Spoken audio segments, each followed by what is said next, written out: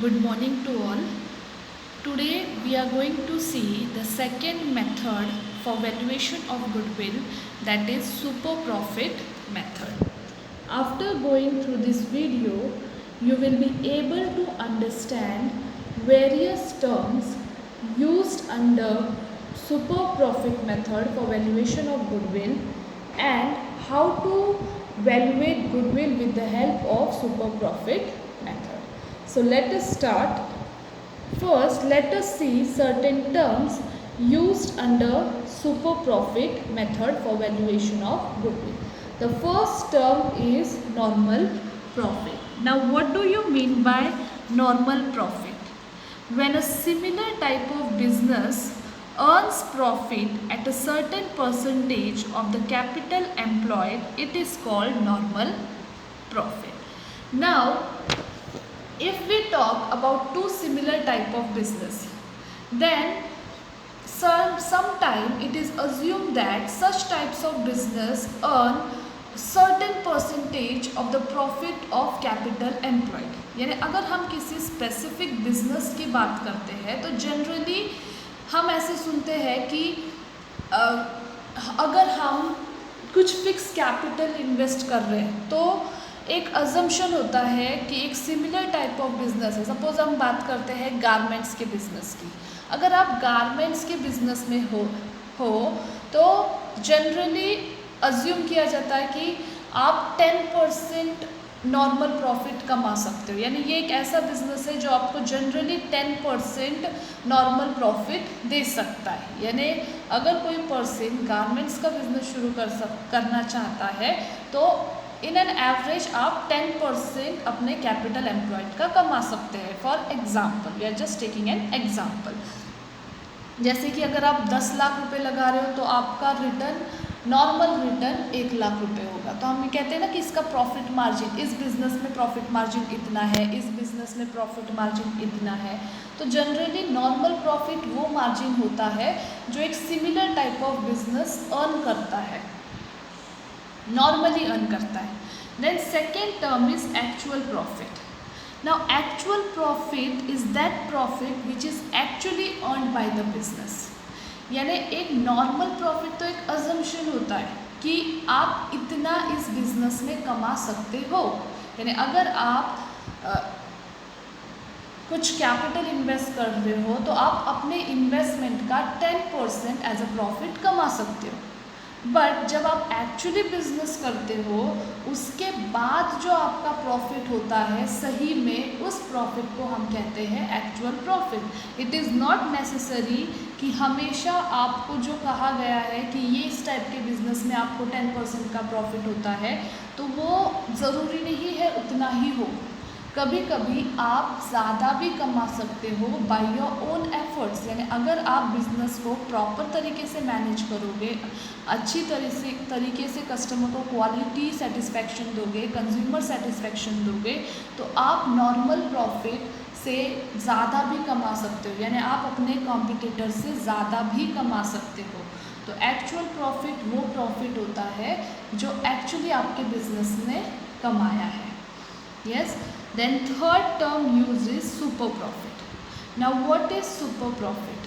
Super profit is the excess of actual profit over normal profit. यानी normal profit जो कि एक assumption है कि इस तरीके के बिजनेस में आपको इतना % प्रॉफिट होता है. एक्चुअल प्रॉफिट वो प्रॉफिट होता है जो आपने एक्चुअली अर्न किया है. इन दोनों का डिफरेंस यानी एक्चुअल जो आपने कमाया है माइनस जो नॉर्मल रेट है, इनका डिफरेंस होता है आपका super profit. Let us try to understand it with the help of an example. अगर हम बात कर रहे हैं कि आपने बिजनेस में लगाए हैं 10 लाख रुपीज़. यस, यानी आपकी इन्वेस्टमेंट एक बिजनेस में है 10 लाख रुपए की. It is capital employed. Yes, तो आपका जो बिजनेस में कैपिटल है, इन्वेस्टमेंट है, वो 10 लाख रुपए की है. और जनरली देखा जाता है कि आपने जो बिजनेस शुरू किया है उसका नॉर्मल रिटर्न 10% है. यानी प्रॉफिट मार्जिन उस बिजनेस में 10% होता है.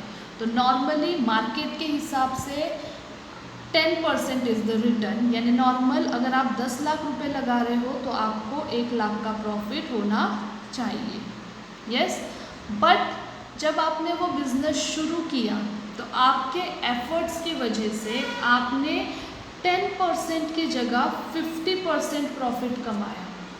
It means you have earn 1,50,000 rupees. यानी अगर आप नॉर्मल रिटर्न देख रहे हो तो सिमिलर टाइप के बिजनेस में 10% के हिसाब से आपके कैपिटल एम्प्लॉयड पे आपको प्रॉफिट होना चाहिए था 1 लाख रुपए, जबकि एक्चुअली आपको प्रॉफिट हुआ है 1.5 लाख रुपए। यस, तो अब ये जो एक्चुअल प्रॉफिट है 1.5 लाख रुपए और ये जो नॉर्मल प्रॉफिट है 1 लाख रुपए, इन दोनों का जो डिफरेंस है, एक्चुअल प्रॉफिट में से नॉर्मल प्रॉफिट को माइनस कर दो और जो डिफरेंस है वो है हमारा super profit. So the difference between actual profit and normal profit is the super profit. और ये वो प्रॉफिट है जो आपने अपने एक्स्ट्रा एफर्ट से कमाया है। यानी नॉर्मली 10% तो हर कोई कमा रहा है। नॉर्मल रिटर्न क्या है, यानी अगर आप 5-6 लोग हो सेम टाइप का बिजनेस कर रहे हो तो नॉर्मली 10% तो हर कोई कमाएगा, बट जो आप एक्स्ट्रा कमा रहे हो that extra amount is the super profit. Yes, तो आपने 3 टर्म समझ लिए, एक नॉर्मल प्रॉफिट, एक्चुअल प्रॉफिट और सुपर प्रॉफिट। अब आ जाते हैं हम 4th term used in this method, that is capital employed. Now what is capital employed? You all know the meaning of capital.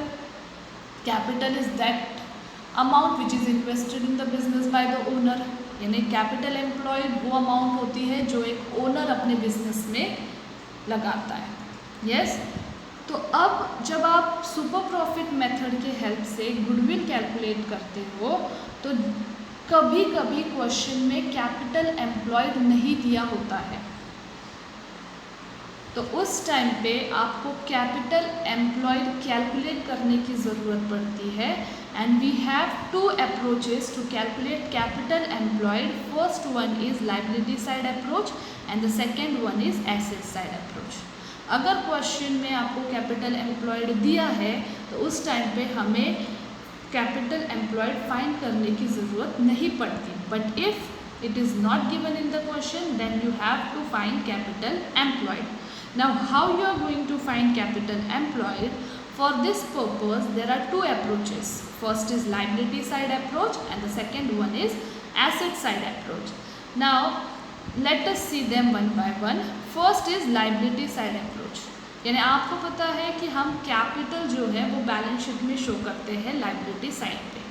तो अब सबसे पहले अगर आप लाइबिलिटी साइड अप्रोच के हेल्प से कैपिटल एम्प्लॉयड फाइंड कर रहे हो तो आप लाइबिलिटी साइड में जो आपका कैपिटल और रिजर्व होता है इन दोनों का एडिशन करोगे। यानी कैपिटल और रिजर्व ये 2 आइटम्स लाइबिलिटी साइड से आप ऐड करोगे और इन दोनों में से आप माइनस यानी सब्ट्रैक्ट करोगे goodwill if it is there in the balance sheet. यानी अगर बैलेंस शीट में एसेट साइड पे कोई भी गुडविल की अमाउंट है तो आप उसे माइनस करोगे। Then you are going to subtract fictitious asset.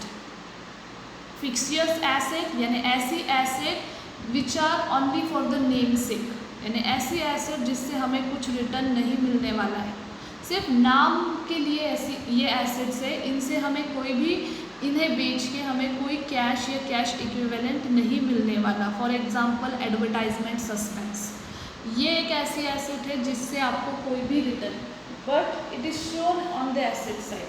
तो ऐसी एसेट यानी फिक्शियस एसेट कोई है तो आप उसे भी माइनस करोगे। And non trade investment, there are 2 types of investment, one is trade investment and the second is non trade investment. Trade investment is the investment related to business, the investment which is made for the growth of the business, whereas non-trade investment is that investment which is made for investment purpose, not for the growth of the business। यानी कि ऐसे ही extra पैसा आपने किसी और business में लगा दिया, अपने बिजनेस को एक्सपांड करने के लिए पैसा नहीं लगाया, कहीं और आपने पैसा लगा दिया, तो ऐसे इन्वेस्टमेंट को कहा जाता है non trade investment.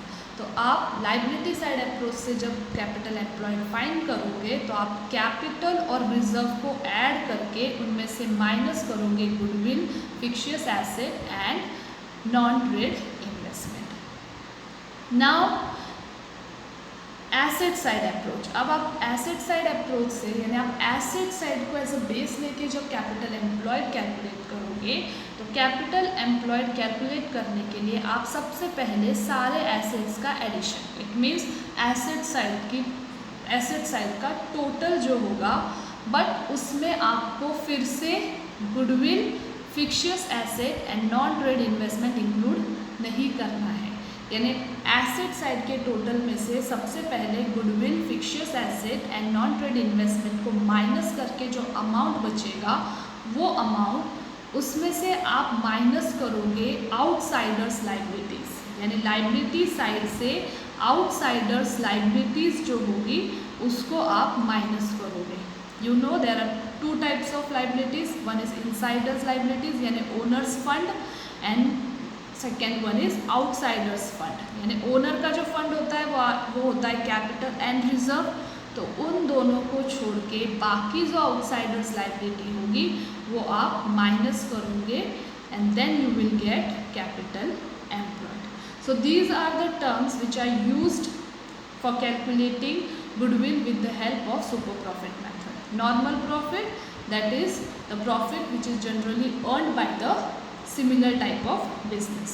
Actual profit, the profit which is actually earned by the business, and super profit is the difference between actual profit and normal profit, and capital employed is the amount which is invested by the owner in a firm. Now let us see the steps which are used for the calculation of goodwill with the help of super profit method. The first step is the calculation of capital employed. तो सबसे पहले आपका जो step होगा वो होगा capital employed calculate करना। अब कैपिटल एम्प्लॉयड जो है वो जनरली क्वेश्चन में दिया होता है। अगर क्वेश्चन में कैपिटल एम्प्लॉयड नहीं दिया है, at that time you will find capital employed with the help of liability side approach और asset side approach, यानी जो अभी हमने देखा है उस अप्रोच से आप कैपिटल एम्प्लॉयड फाइंड कर सकते हो। बट अगर क्वेश्चन में आपको ऑलरेडी कैपिटल एम्प्लॉयड दिया है then there is no need to calculate capital employed. First step. Then second step will be calculate adjusted business profit for given years and then its average. यानी जिस तरह से हम जब एवरेज प्रॉफिट मेथड से goodwill calculate करते थे उस टाइम पे हम प्रीवियस ईयर्स के प्रॉफिट को एडजस्ट करते थे। It means we use to adjust the previous years profit given for the calculation of goodwill by adding abnormal loss and by subtracting abnormal profit. The same step you have to follow here, यानी जो भी आपको पिछले years के profit दिए होंगे for calculation of goodwill उन profit को पहले आप एडजस्ट करोगे अगर एडजस्टमेंट की ज़रूरत है तो। यानी अगर पिछले साल के किसी भी ईयर के प्रॉफिट में एबनॉर्मल लॉस या एबनॉर्मल प्रॉफिट का कोई एडजस्टमेंट दे रखी है तो आप पहले उसे एडजस्ट करोगे और उस एडजस्टमेंट के बाद एडजस्ट किए हुए प्रॉफिट का एवरेज निकालोगे and that will be your adjusted average profit. Average profit that is actual profit. Then after you get the actual average profit, third step will be to calculate normal profit. Normal profit क्या होगा? Capital employed का certain percentage जो हर एक firm similar nature की कमाती है। तो normal profit find करने के लिए आपको एक फॉर्मूला यूज़ करना पड़ेगा जो होगा capital employed multiplied by normal rate of return divided by 100. Then fourth step will be to calculate super profit. Now after calculating capital employed, average actual profit, normal profit, then fourth step में आप calculate करोगे super profit. And as you know, super profit is actual average profit that we have calculated in step number 2 minus normal profit that we have calculated in step number 3, यानी second step minus third step, then you will get the amount of super profit. Now last step will be calculation of goodwill, and goodwill will be calculated with the help of formula that is super profit, which we have got from step number 4 multiplied by number of year purchase. Now what is this number of year purchase? We have seen it in the first method. Number of year purchase is that year for which a firm will be able to earn the similar amount of profit without putting any extra effort, यानी आने वाले कितने साल तक firm इसी तरह से profit कमाती रहेगी विदाउट एनी एक्स्ट्रा एफर्ट। यानी अगर आप आज किसी से बिजनेस खरीद रहे हो और आप उसे गुडविल की अमाउंट दे रहे हो, तो आप क्यों दे रहे हो? क्योंकि आप उनकी मेहनत के वजह से, यानी पास्ट ओनर की मेहनत के वजह से आप आने वाले कुछ सालों तक ये सेम प्रॉफिट कमाते रहोगे। यानी नया, अगर आप ये बिज़नेस नहीं खरीदते और कोई नया बिज़नेस शुरू करते तो आपको 2 या 3 साल लग जाते इस प्रॉफिट को कमाने में, जो आप आज से ही कमाना शुरू कर दोगे। तो that is number of year purchase. तो गुडविल कैलकुलेट करने को super profit multiplied by number of years purchase. Now let us see this with the help of an example. Yes, see, a firm earned net profit during the last 3 years as first year 18,000, second year 20,000 and third year 22,000. The capital investment of the firm is 60,000. Normal rate of return is 10%. Calculate value of goodwill on the basis of 3 years purchase of average super profit for the last 3 years. Yes, अब आपको question में कहा गया है कि आपको average super profit के method से, यानी सुपर प्रॉफिट मेथड के हेल्प से गुडविल कैलकुलेट करना है। और कितने साल के प्रॉफिट को बेस लेना है? पिछले 3 साल के प्रॉफिट को बेस लेके आपको गुडविल कैलकुलेट करना है। कैपिटल एम्प्लॉयड आपको दिया हुआ है, normal rate of return question में दिया हुआ है, नंबर ऑफ ईयर परचेज भी दे रखा है। Now let us start with the steps which we have seen. First step आपका है टू फाइंड कैपिटल एम्प्लॉयड। तो पहले स्टेप में आप फाइंड करते हो capital employed, which is already given in the question. See, it is already given in the question. Capital investment of the firm is rupees 60,000, यानी capital employed आपको question में दे रखा है। तो फर्स्ट स्टेप आपका पूरा हो गया है, कैपिटल एम्प्लॉयड इज रुपीज 60,000। अब सेकेंड स्टेप में होता है हमारा एवरेज एक्चुअल प्रॉफिट कैलकुलेट करना। तो सबसे पहले तो पिछले साल के प्रॉफिट्स में अगर कोई एडजस्टमेंट है तो वो कर लो, और एडजस्टमेंट होने के बाद प्रॉफिट्स को ऐड करके divided by number of 3 so that you get average actual profit. यहाँ पे आपको पिछले 3 साल के प्रॉफिट के बेसिस पे गुडविल कैलकुलेट करने को कहा है। तो पहले एडजस्टमेंट अगर हम क्वेश्चन में देखें तो कोई एडजस्टमेंट के बारे में नहीं कहा गया है। That's why add this 3 amount 18,000 plus 20,000 plus 22,000, यानी ये 3 अमाउंट को ऐड करो and divided by number of year 1, 2 and 3। Number of year is 3, तो divided by 3 it will be equal to 20,000। तो average actual profit is equal to 20,000। Second step में हमने average actual profit calculate कर लिया। अब third step हमारा होगा normal profit, यानी एक्चुअल प्रॉफिट जो हुआ है वो बिजनेस को हुआ है 20,000। अब normal return similar type of business में कितना है?